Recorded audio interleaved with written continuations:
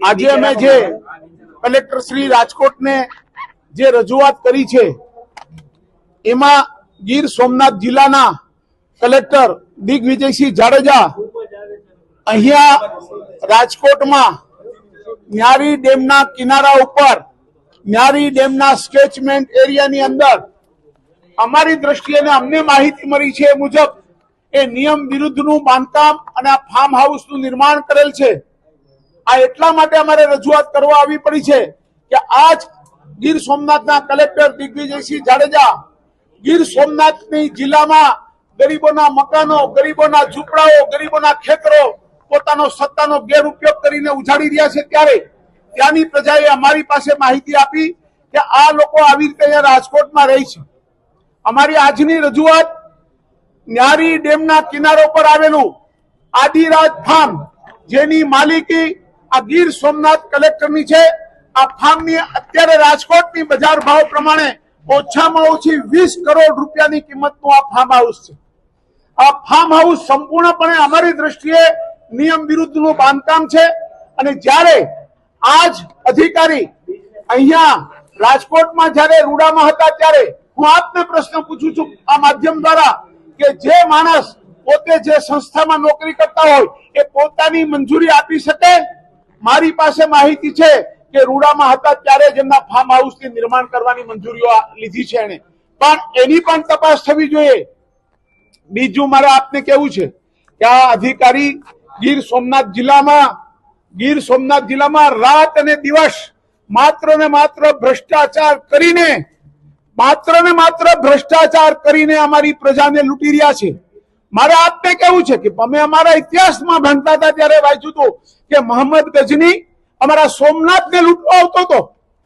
અમને આજે એ પ્રતીત થઈ રહ્યું છે કે આ આધુનિક લાયસન્સદાર લૂંટેરો અમારા ગીર સોમનાથને અત્યારે ખુલ્લે આમ લૂંટે છે. એની અમે પણ સરકારમાં રજૂઆત જાહેરમાં કરી છે અને સરકારમાં પણ અમે રજૂઆત કરવાના છે.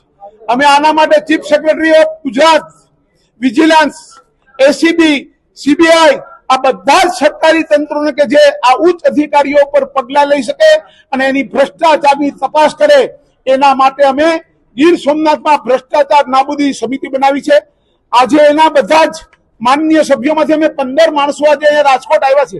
એમાં 5 વકીલ મિત્રો અમારી સાથે છે, બીજા 10 સભ્યો છે. એમાંથી અહીંયા અમે સ્ટેમ્પ ઓફ રજિસ્ટ્રાર સાહેબને પણ અમે આજે વિનંતી કરી રહ્યા છે અમારા વકીલશ્રીઓ કે આજે તમે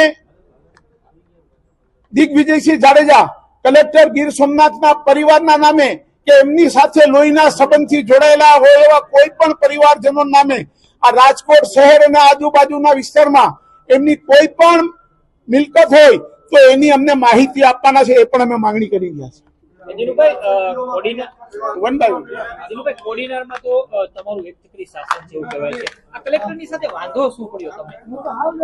કલેક્ટરની સાથે વાંધો એ પડ્યો, એવું કઈ તમે મને કહેતા હોય તો વાંધો નથી. જાહેર જીવનમાં કોઈની સાથે અમારે વાંધો પડે જ નહીં.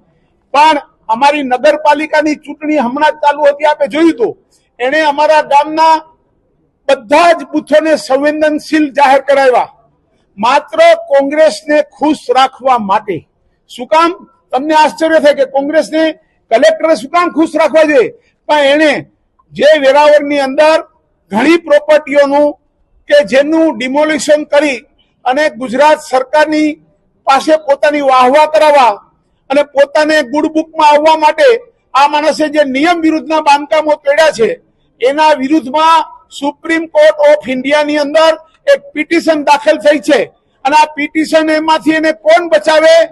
કોંગ્રેસ સિવાય કોઈ બચાવી ન શકે, કેમ કે આ પિટિશન કરનારા વેરાવળના મુસ્લિમ સમાજના કોંગ્રેસી આગેવાનો છે.